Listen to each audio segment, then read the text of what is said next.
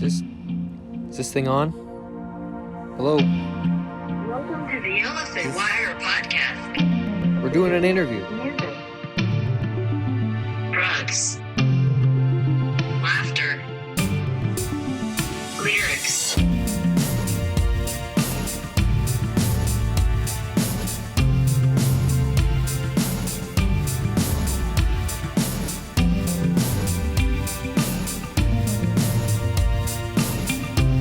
Computer for video. I think we got it. Jesus Yo. fucking Christ.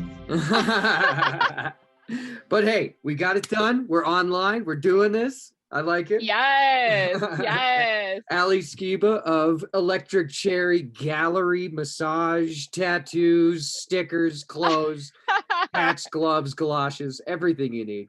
Good to have you on the podcast.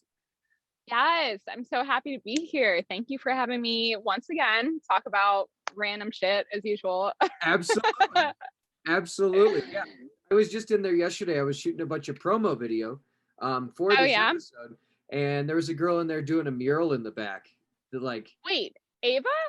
Yeah. She's doing a super dope mural in the back. I don't know if I just outed her, if it was a secret. I'd feel really bad if that was the case.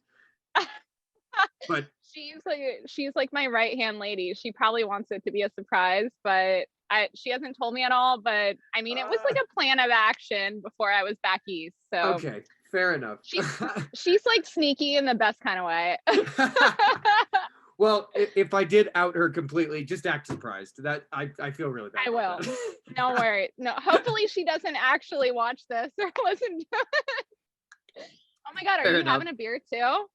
I'm still on black coffee. I had about 27 beers last night. Oh my God. Yeah. One of our local breweries around here, Cannonball Creek Brewing in Golden, they just released Cannonball Light last night. And okay. Just because it's called light doesn't mean that you can't like just go to town, you know? Right. But right on. Right on. It's good to have you on. Yeah. I was asked by a couple friends. I just need to clarify something real quick before we get going any further. Okay. You are related to Matt Skeeba of Alkaline Trio, now currently lead singer of Blink-182, correct? It's we'll leave that to the imagination. I may or may not have used that to get into shows my entire adolescent, but yes. I'm not gonna disclose. Fair enough. I like that. I like the mystery of it. Right on. Yeah. Yeah, because I was talking to a good buddy of mine, and he's like, oh, what's her name? And I was like, oh, Ali Skeeba. And he's like, dude, Blink-182? Alkaline Trio? I was like, maybe. I'll find out. We'll see. We'll see. Maybe in the next interview, I'll actually tell you. There we go. People got to come back around. Yeah. I mean, if you have me again, I don't know what else I could talk about, but I'm sure I could pull something out of my ass. So there's we'll find something. Find something. Well, right on. Well, first and foremost, I wanted to give you a chance to kind of talk about yourself in the sense of like why you're on the podcast. And it's because we love Electric Cherry. That's on my end. But on your end, like, how did you end up in Arvada, owner of Electric Cherry, small business owner, total bad bitch? How did you land there? I mean, I have no amazing story other than I just really worked my ass off. One of the song lyrics that I'm going to tell you about has a lot to do with that. Running Down a Dream from Tom Petty. Tom Petty. So yeah, prior to owning Electric Cherry, I was a freelance artist for 10 years. And then I also worked with kids. I love kids. Yeah. I help with art a lot, which I'm sure you know, with Joe and everything. But yeah, I mean, they just kind of like drive your imagination, keep you going. And that's what music does for me. That song specifically has a lyric, and I have notes because I'm a music nerd. So don't mind me. Prepared. Super prepared. I love it. Yes, like way too much. But the lyric is running down a dream that never would come to me, working on a mystery, going wherever it leads. Now for me, I was working about 12-hour shifts, just trying to pull off saving for the deposit of the shop. I came from nothing. Back here in Pennsylvania, I'm a PA girl, like very relatable to every Tom Petty lyric known to man.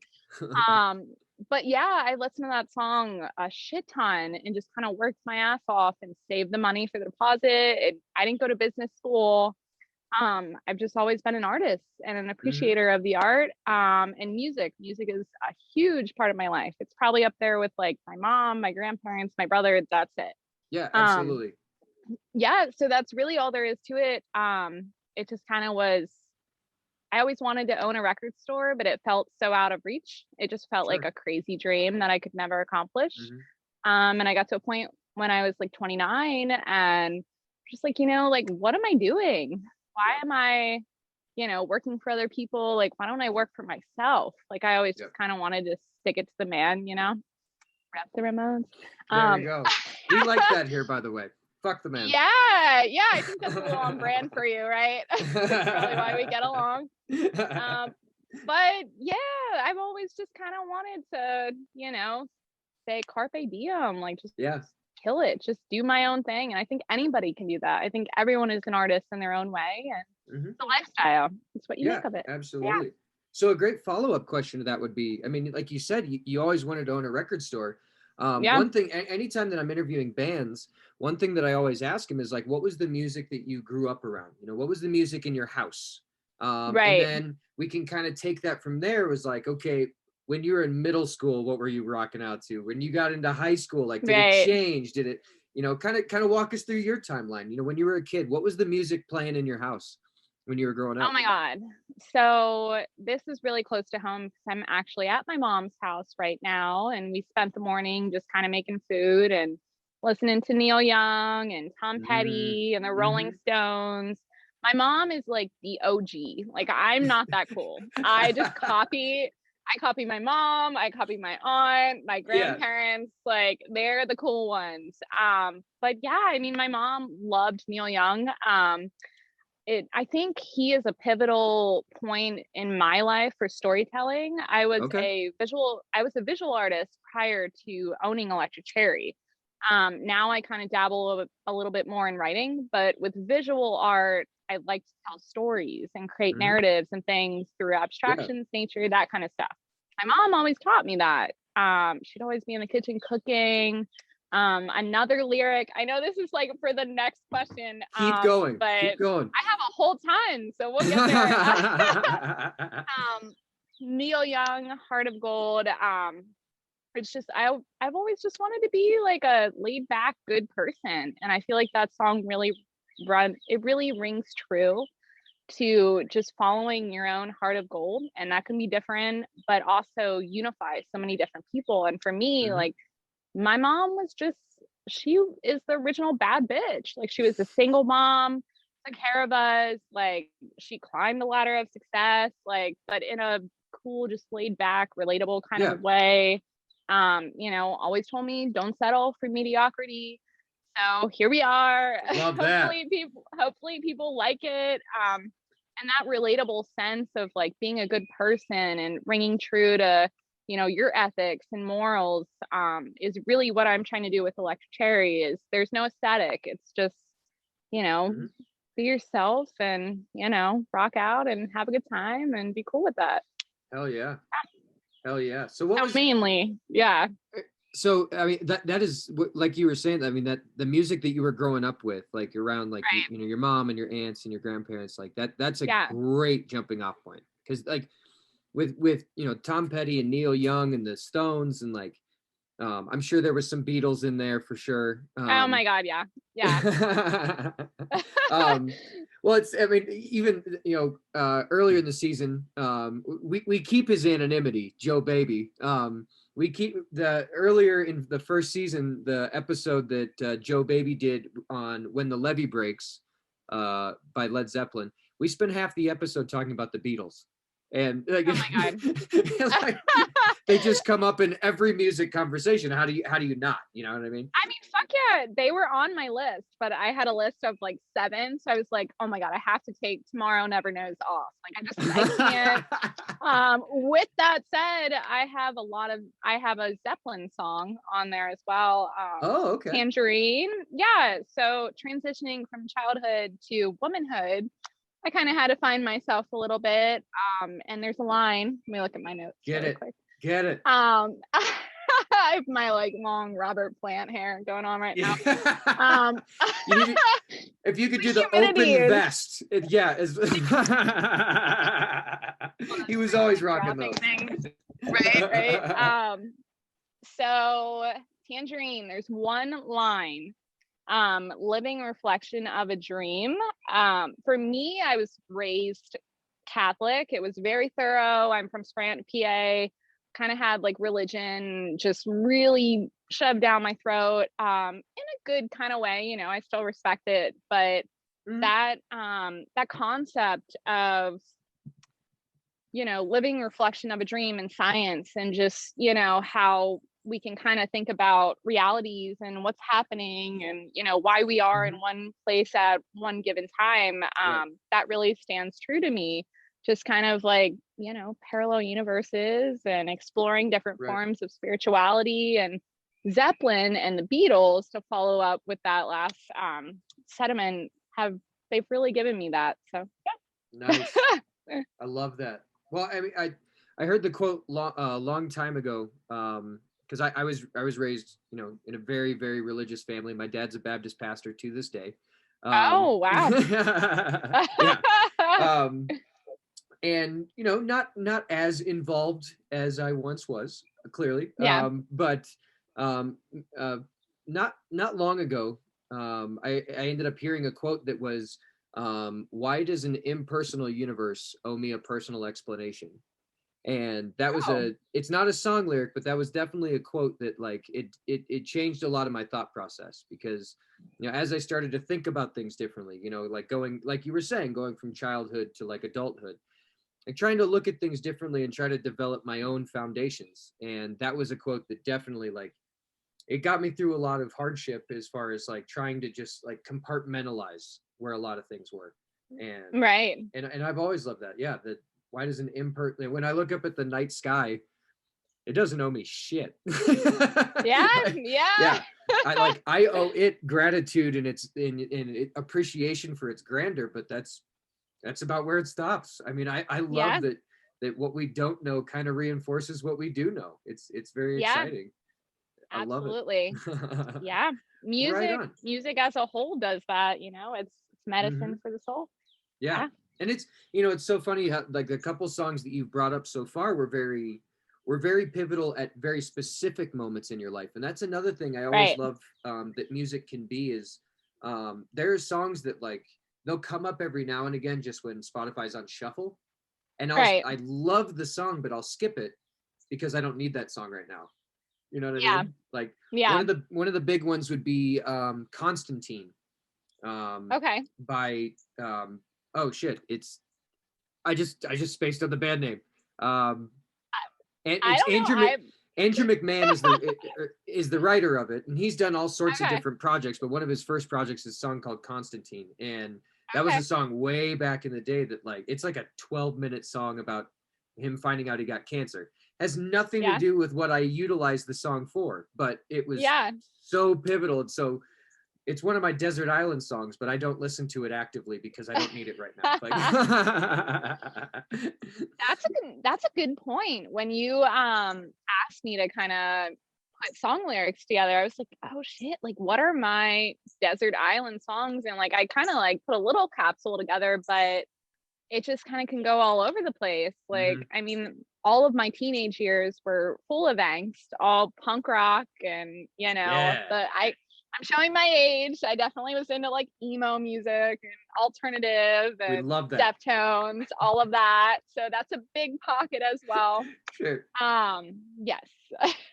But yeah, I mean, it's hard to put that list together. I have to like scroll up now because I went all the way to Led Zeppelin. Right on. So were you a Warped Tour kid? Oh my God. If you go in my shop and you see That's why I asked. The doormat, Yep. That's my first concert ever that I went to. Really? Other than like with my mom when I was a kid, that was like my first like independent. Sure. And it was actually in Scranton, PA, I believe, where I was born. Now she lives down in Harrisburg, but yeah, it was 2006 Warped Tour. I met the lead singer of Motion City Soundtrack, and I was really excited about what that. What a cool guy with the hair. Yeah. It was when they were in their prime. I remember getting hit in the head with a bottle in front of like Under Oath. Did not care. So excited about it. Saves the Day was there. Yeah, Saves the Day, Less Than Jake, all of that. So yeah, RIP. Warped Tour, really miss it. that was a beautiful era for Warped Tour, like 2006, 2007. Like, oh my God, yeah. Yeah, because like my friend of mine were joking around the other day because my wife and I just moved, and so I officially have a music room again, like with a drum set and all my keyboards and all my recording equipment and everything. And he was like, "So what kind of band are we starting?" And I was like, I think we're just gonna listen to like the Vans Warped Tour 2007 CD on repeat, and then just see what happens, you know.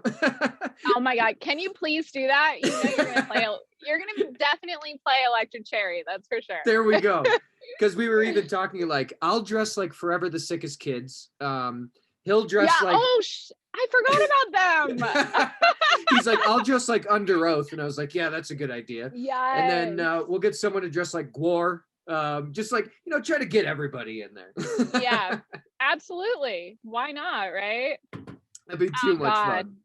Yeah. Because we're very quickly closing in on like you know, when we go to bars now, seeing a cover band that night that's playing Warped Tour 2007 songs. And that's like my fucking dream. I can't wait. I know. And it reminds me of whenever I was in my early bar days, like bar backing, and a cover band would come in. And I'm like, God, I wish my mom was here for like, yeah, you played Journey already. Like, well, now we're officially here. So what are we going to do? It's true. Well, I kind of wanted to pivot real quick. I wanted to give you a chance to kind of really let people know what Electric Cherry is and what it does. And I know there's a lot of facets to it. I know you have a lot of things going on. And it's always changing. And I love that because, you know, like you said, you always wanted to own a record store, but you didn't just hone in on that. You own more than that. So I wanted to give you a chance to really pitch what Electric Cherry is currently. Yeah. Oh gosh. Yeah. I mean, currently is a great word for it because I feel like even in the past year since owning it, it's evolved in itself just rapidly. It's crazy, even amidst COVID. So just kind of like timeline it a little bit. I opened in January of 2020. So we've been open for a little bit over a year. We're still kind of like in that baby phase. Electric Cherry started as a art and music shop, and I had 2 back studios, but I didn't have tenants yet. So I have about 1,300 square feet in there. Whenever I have customers come in, I'm like, hey, check out the gallery. Like it goes all the way back. And then they're like, oh my God, this is so big. I'm like, yeah, it's a wonderland. Yeah. So we started with about 25 artisans. And the reason why I wanted to do art and music is because they're both a part of me equally. Yeah. My background is art, and then music is also my life. It's my family.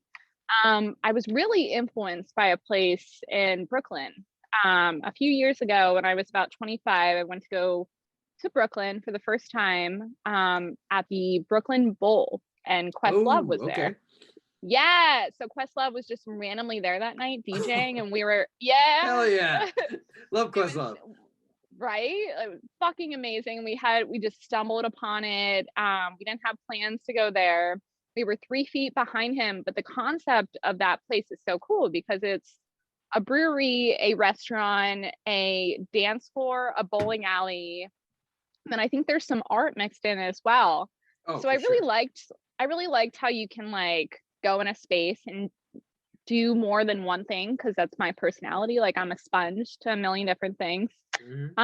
So I wanted to bring that to Old Town because I think there's a lot of shops and there's like a gallery and there's a crystal store and things like that, but I wanted to create more of like a lifestyle space. So kind of like if you're Exactly. walking into like one of your friends' lofts and they have their vintage clothing out, they have some handmade goods from like small batch people that they like to support.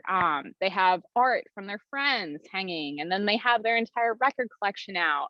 Maybe they have some like witchy shit in there, like some crystals and oracle decks and things like that. Because that's how me and my friends are, you know, we just kind of dig it all. But one thing that really means a lot to me is when we have live music and live art. That's when I think that Electric Cherry truly shines. All the events are completely free and they're always outside, so they're COVID safe for what we're going through right now. But yeah, it's just, that's what means most to me, is that community driven enthusiasm to support artists and musicians, and even amidst a worldwide pandemic, which is crucial to do. So we were able to accomplish that last year. We did about 25 live music and live art events.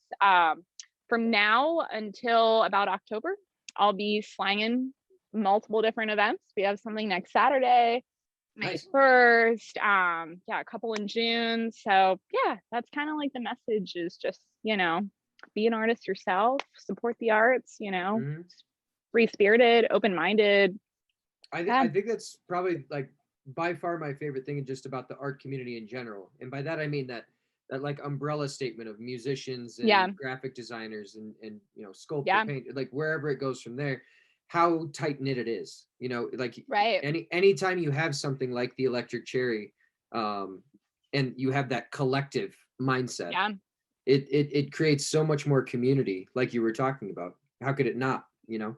Because it art is such a great equalizer in a sense. The selling and purchasing of art is not an equalizer by any means.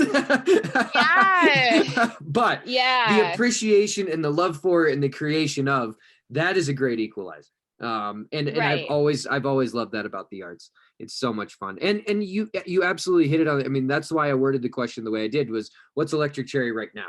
You know, what is it currently? Because the first time I went in there, I think it was July or August of 2020, something like that. Joe was like, dude, you got to come down. You got to meet Allie. I love Joe. He took me down there, and like, even at that time versus the couple times that I've been in the last few months, it's always pivoting, always changing. And I absolutely love that. You're killing it. Yeah. I should mention too, not to discredit my tenants, but I have such a cool gang. I have a private tattooer, Freddie. He was tattooing in a different shop, and when he found a space, he's been in Old Town for a while, but when he found a space in Electric Cherry, he came in and he's been there since about October. He is a neo-traditional tattoo artist, and he has about 25 years experience. He is the nicest guy. We have the same music taste. We literally listen to the Deftones like multiple times a week and annoy everybody. It's like all we listen to. It's hilarious. And then my acupuncturist, well, actually, I should give him a shout out really quick. Not to like what, but Ready Freddy Tattoo. Follow him. He's the best, by appointment only. Hell yeah. And then my acupuncturist, Sophia, she just started her own business over summer, I believe. And this is her first private studio as well. If you go into her space, it's so much different than my space and Freddie's space. Like Freddie and I have tons of art all over the place. It's colorful, it's funky, it's a little weird. And then you go into Sophia's space and it's like you just walked into like a meditative corner. It's very zen, it's very minimalistic. I actually get acupuncture and cupping from her quite a bit, and she's helped me a lot because being a small business owner is fucking hectic. But she's really improved my mood and helped me physically. And she's wonderful. She offers numerous different services. Her handle is Arneson Acupuncture on IG. So give her a follower as well. Also by appointment only. In case you're wondering.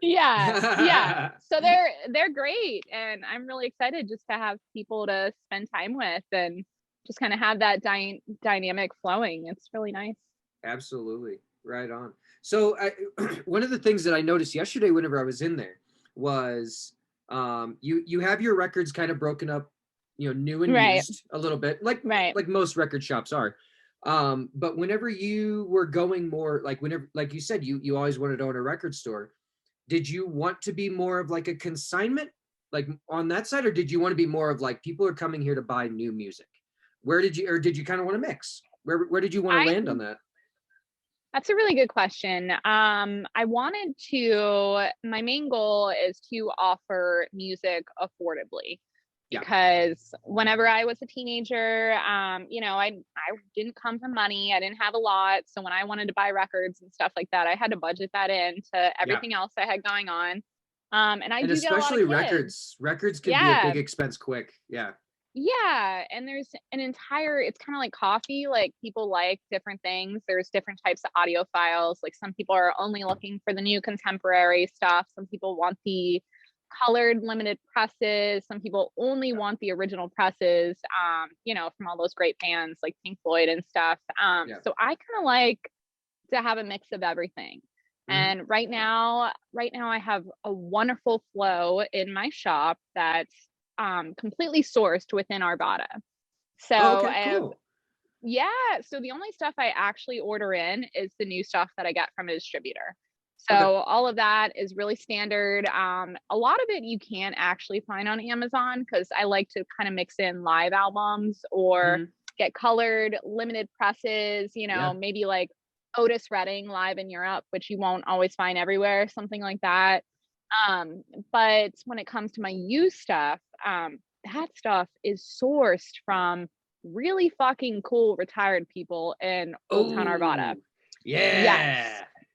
Because I get that question numerous times. People are like, hey, how are you getting all this vinyl? Like, are you buying from another shop? And I'm like, fuck no, I would never like buy a record from another record store and sell it. I'm a purist when it comes to music. Like that's the only label I'll put on myself, is being a purist with music. I think it's meant to be shared and enjoyed, and it can get a little stuffy, just kind of like how art is, like that price point confuses people. So I just kind of like to keep it real. And right now, a lot of my used stuff comes from a badass couple, Karen and Michael Yelcom. Karen was a yoga teacher at Asana, I believe, before it closed. And she's also a tour manager. She's been a tour manager her entire life. She's she's like the coolest fucking broad you'll ever meet. She let me use like her Pelican case for one of our parties, and I was really stoked on that. All of her like backstage.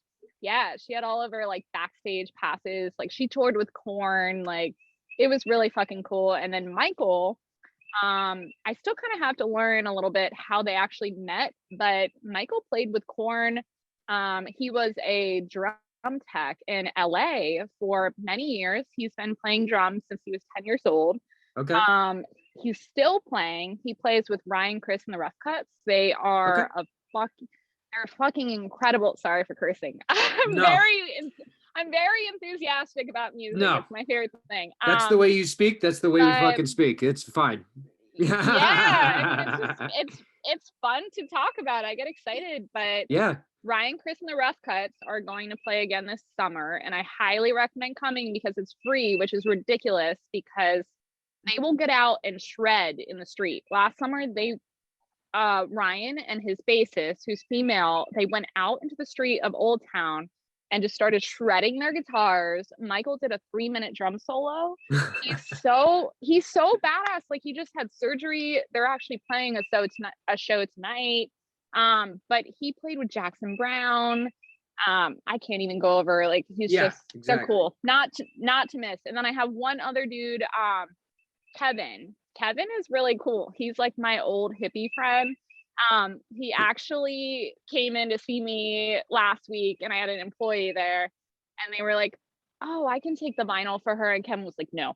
I'll wait for Allie. And we go back and forth, but he's my guy bringing me original press, Beatles, Zeppelin, Neil Young, anything under the sun, the Eagles, Dire Straits, Pink Floyd, Yeah. He is my guy, and he goes out to like the Ark and Goodwill, and he just treasure hunts. And he knows how. He's taught me a lot on how to check if it's an original press, how to check for the worth. He's very thorough. So shout out Kevin, love him. A very thorough man is what it seems like. Yeah. It's always so funny. Like anytime I'm at the Ark or Goodwill or one of those places, and I'm just combing through vinyl, I feel like the only thing I ever find is like polka, and like I mean that's because Kevin was in there and fucking stole it. He already picked through it. Yeah, absolutely. Oh my god. Well, let's talk some music lyrics for a minute, because I know you came super prepared. So as far as some lyrics that you brought to the table, I wonder if there's a best way to go about this, or if we'll just go in headstrong and just fucking get some.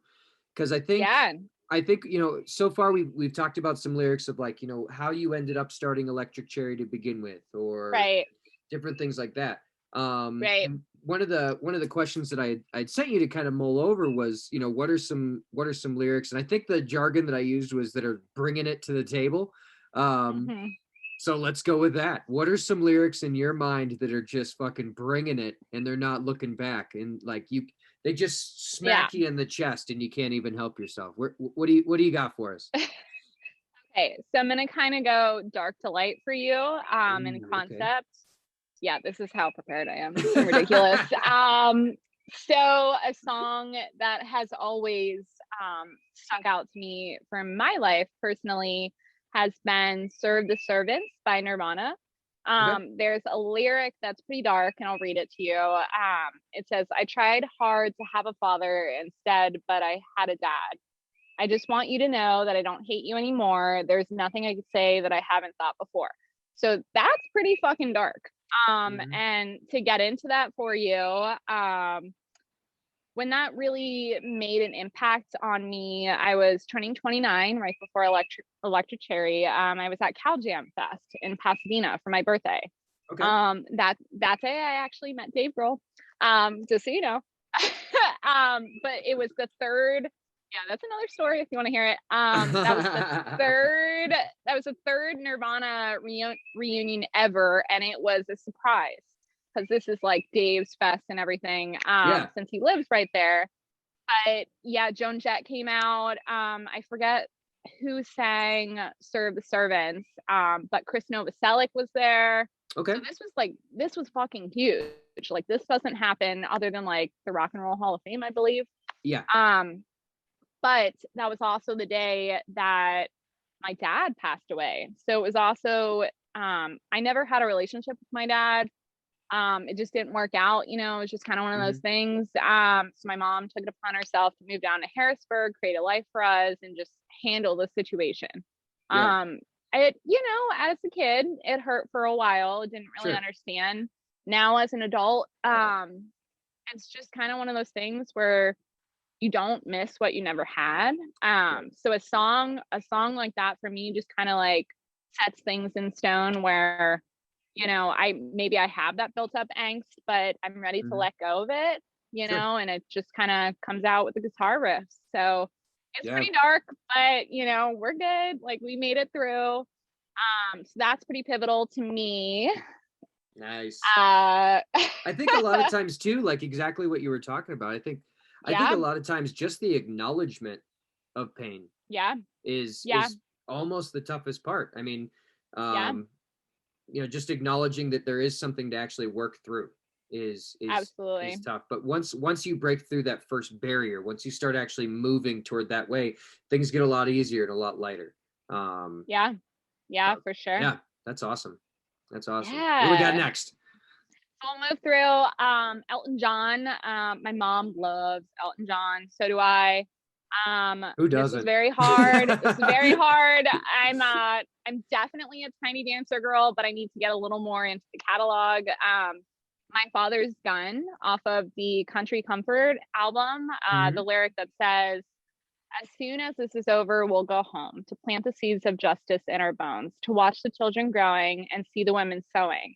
There'll be laughter when the bells of freedom ring. So for me, that's kind of the concept on the world as a whole and what humans experience as a species. Yeah. And like you were talking about with pain, it's like, you know, it'll hurt, but we'll make it home. Like we can hold each other's hands and make it home and, you know, be free. And I think that's a kind of like a philosophical play on life and death. Yeah. So that's, yeah, that song. Oh, I always listen to that song on train rides. It's a very in transit song for me, I would say. I love that you bring that up because last night, even while we were having beers, we were trying to put together the ultimate Midwest road trip soundtrack. Oh, hell yeah. And, you know, we had Eastbound and Down on there, you know, yeah. Trying to figure out all those good, like if you're going through cornfields, what are you listening to? Like, yeah. I'm gonna need a copy of that. I would love to listen to that. Once we finalize it, because we're gonna need a good 20 tracks. You know, it's driving. Oh, absolutely. Driving through the Midwest, it takes some time. So. Oh my God.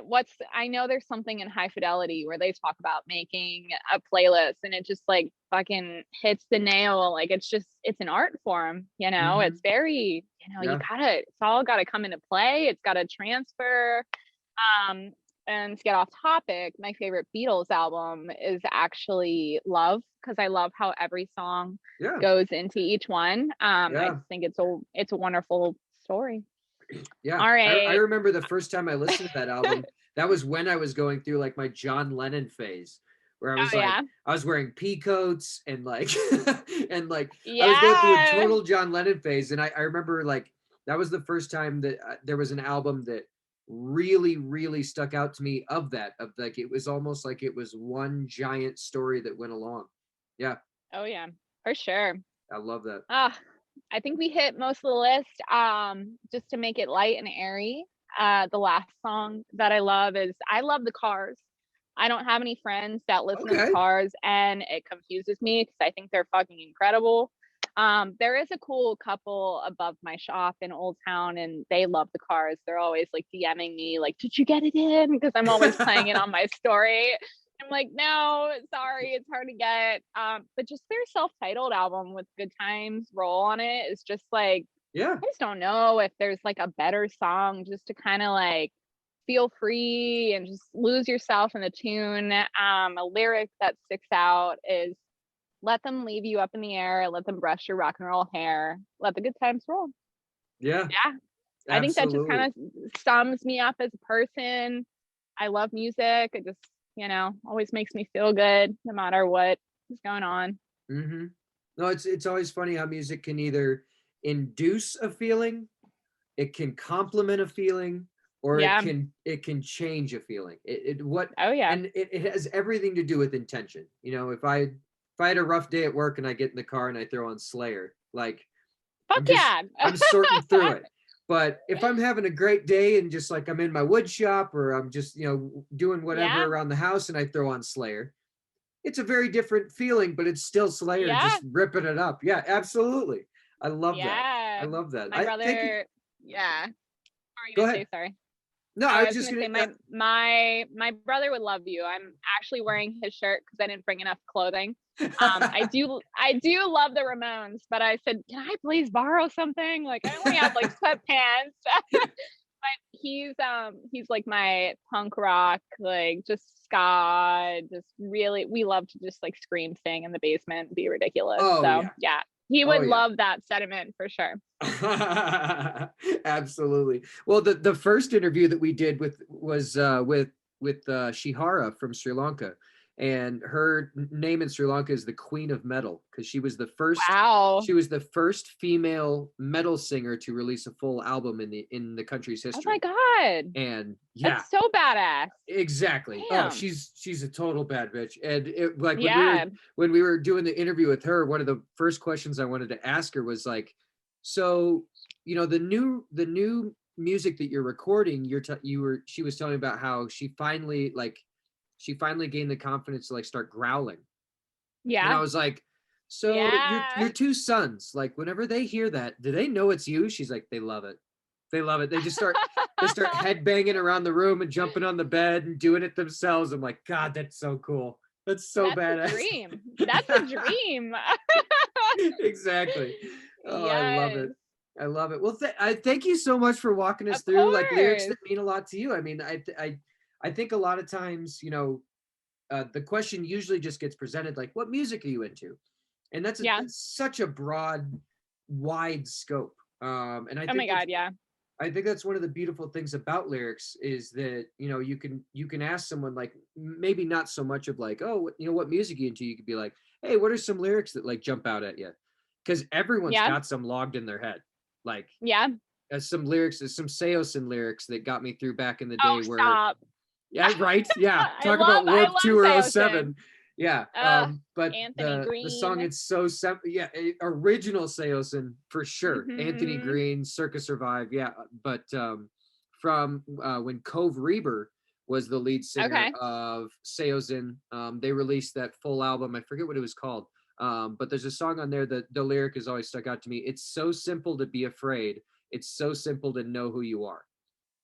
And and how the sarcasm of it, the blatancy of it, and then also the depth of it, that those lyrics have stuck with me for years now. Absolute years. So, and I think the song's called It's So Simple. I think that's the name of the song on that album. It was the first full album they released when Cove was there. But yeah, I mean, just things like that. Like if someone just asked me like, oh, what are some lyrics that jump out at you? Those would come into my head instantly without even thinking about it.